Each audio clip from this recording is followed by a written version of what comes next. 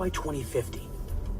The plan calls for, among other things, raising the price of using fossil fuels, creating a carbon tax on imports, and eliminating the sale of new gas and diesel-powered cars.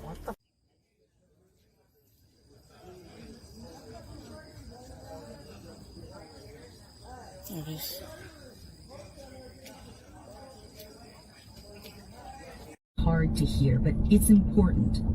The mutilation is what makes Jack the Ripper so horrifying to the people of London and to us.